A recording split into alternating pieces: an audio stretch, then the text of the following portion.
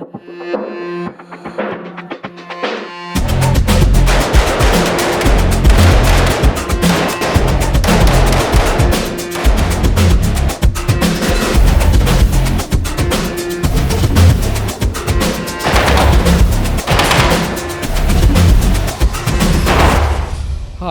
this is me, Patrick.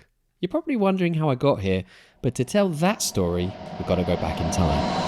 I'm an immigrant, a British immigrant. I came to Poland in 2010 with one bag of clothes, £200 in my pocket and nothing but hope in my heart. And I've been living here ever since. Poland.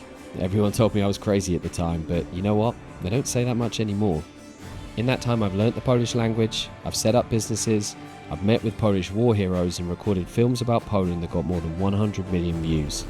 I've started a family, and the Polish president even granted me Polish citizenship. I think at some point along the way, I actually became Polish. I take my obligations to my new nation seriously, and I know that history never repeats, but it rhymes. So I decided to learn how to shoot in case anything ever happens to Poland. I just finished a cool civilian first aid course when I found out that you can learn first aid in combat conditions. Which is why I'm here in Łódź, Poland, with a group of fellow Poles learning how to be a combat lifesaver with Sylwester Winiarski. Hello, my name is Sylwester Winiarski. I have company Spec Medical Ops. We have an NAMT certification for the programs at Tactical Combat Casualty Care, Tactical Emergency Casualty Care, and Pre-Hospital Trauma Life Support. I served in Afghanistan as a soldier in 25 Air Brigade, and after that I work as a contractor in the crash crew service in Kandahar. Sylwester's a bit too modest to say it, but I'm told he's one of the most experienced and widely respected combat medics in Poland. He even wrote a book on medevacs, which has become a bible for anyone looking at combat casualty care. This guy is the real deal. I have experience in the war environment as a soldier and contract paramedic, so I really combine civilian medicine with the combat medicine in really difficult environment. I survived most than 60 combat missions in Afghanistan. Sylwester has been teaching us about Tactical Casualty Combat Care, TC3, which is now an American military standard adopted around the world. We spent a whole week training to become TC3 Combat Lifesavers, capable of giving first aid when seconds count. It's been brutal, it's been intense, it's been all in Polish, and at times, it's been almost too tickly to bear.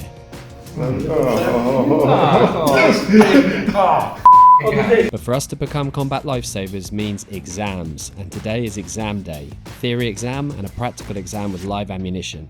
I've been on the course all day and then catching up on my day job in the evenings, and I'm exhausted. And I'm nervous. I'm worried I won't make it, or, even worse, I might let my team down. I'm just cramming for this test, but my eyes are hurting so bad. I am really tired. I don't know if I'm going to be able to do this.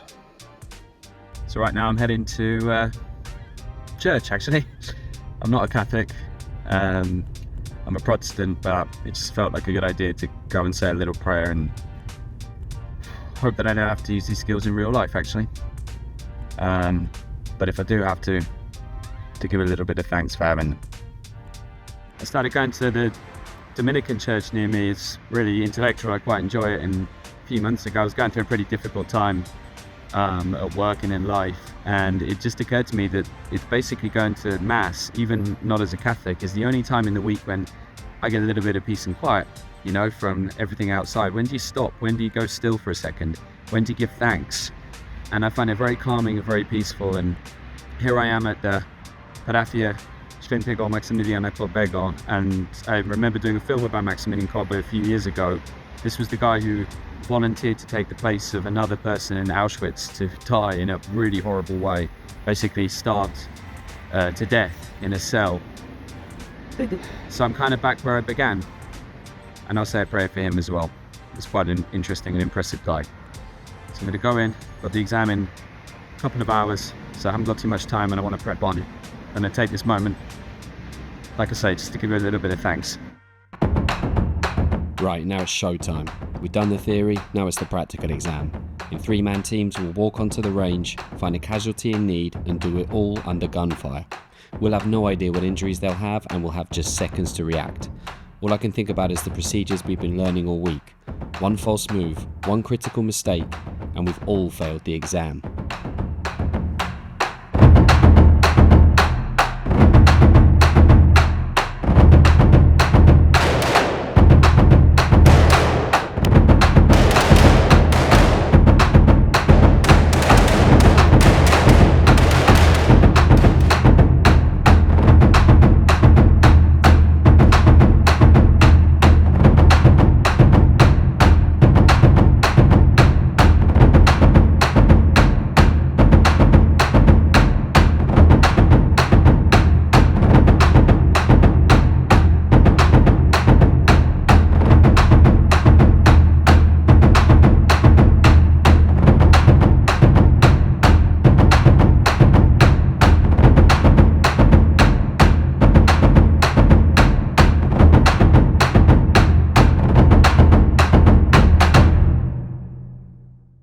First exam done, and now it's time for a debrief.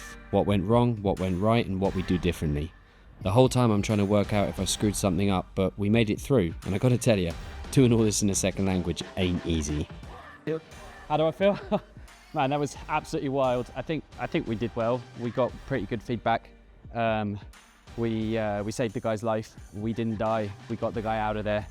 We made probably mistakes. I probably made mistakes as well. I'm gonna have to watch the video again because I'm not entirely sure what happened, but overall I'm super happy with the boys and I think we passed. We're gonna go and do it again, but in a second, the second team is gonna basically do like their version of the exam, and they're probably gonna have different injuries and stuff like that. My heartbeat was 175 beats a minute.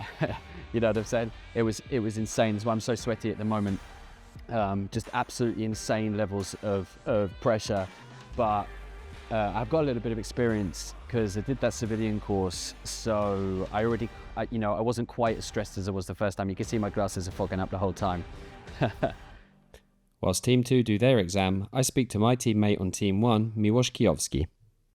Hi, my name is Miłosz. I work in IT sales. I'm coming from Olsztyn. I decided to become a combat lifesaver quite a while back, and it's rooted from my local patriotic values, but as well need to serving my community. Moreover, I'm a member of Liga Probronna, an organization that gathers volunteers that are focusing on spending their free time on military training or pro-defense training, and dedicate their time to national security activities. Time for exam 2. Combat lifesavers are there to save lives fast before you get the casualty to a proper medical team. It's all about stopping bleeding, keeping the casualty breathing, preventing shock, and keeping the fight going before evacuating the casualty. I think it's amazing that these guys have taken a week of their time to learn this skill. We've all been away from our wives, our families, and our jobs. But of course, we're Poles, and in my romantic vision of this country, this is the standard a Pole lives up to. And guess what? We passed.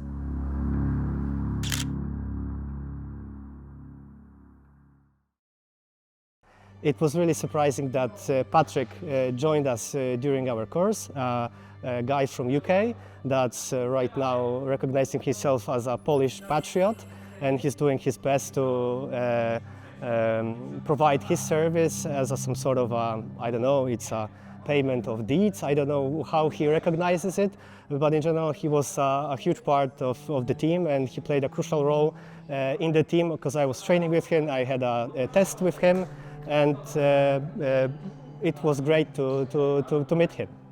Man, that exam was one of the hardest things I've ever done. I don't know if you're even going to be able to see it, but I was sweating buckets the whole time, and I'm looking at my watch. It's got 180 beats a minute. That's like full-on sprint. I was totally exhausted. So to pass that exam, it's really, really meaningful for me. It's kind of hard to even take it in right now. I've spent the last week with these 5 random guys that I don't know if we'll ever meet again, but we've gone through this experience together, and it was amazing for me on the last day with my team working together. Like, we weren't even really speaking to each other because we knew what the other person would do. And for me, that kind of brotherhood and teamwork, not something I get on a day-to-day basis. So I'm recommending this to anyone, you know, not not because you're afraid. You don't need to be afraid of Russia. You don't need to be afraid of civil war. It's good to know these kind of skills. You know, the reason why I decided to sign up for first like a civilian medical course and now for this combat course is because one day I saw this guy who'd had a heart attack on the street and a couple of other people were helping, and I just stood there doing nothing. I don't want to be that guy.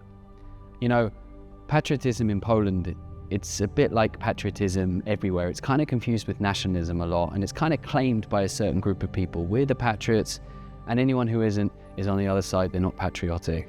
I don't like that definition of patriotism. I think the right definition of patriotism is you're looking out for not just your wife, your husband, your children, but for other people. You know, you're ready to step in. If you see someone fall to the ground, you run up to help.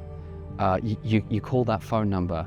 You don't just stand there gawping like I did that day. I'm determined not to be that person. Patriotism's in the little moments. It's in the little acts.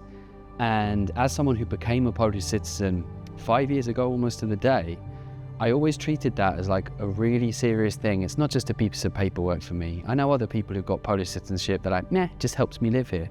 That's not the way I roll. It's not my vibe at all. You know, there's a constitution, and in that constitution you have obligations as a citizen. Not just something you get so you can live and have less travel issues when you come into Poland, where you can buy property. I want to live in accordance with that constitution, especially with Article 85. And for me, that definition of patriotism isn't just about war. It's about helping other people, being ready to step in your local community. You see someone sick on the street, you see a child or an elderly person needing help, and you move towards it and not away. So I don't know what I'm going to do next, because I've gone about as far as I can as a combat medic. I think I've got some real skills today, and I'm going to see if I can keep on learning and keep on growing, because that's the kind of patriotism that I want to have inside me.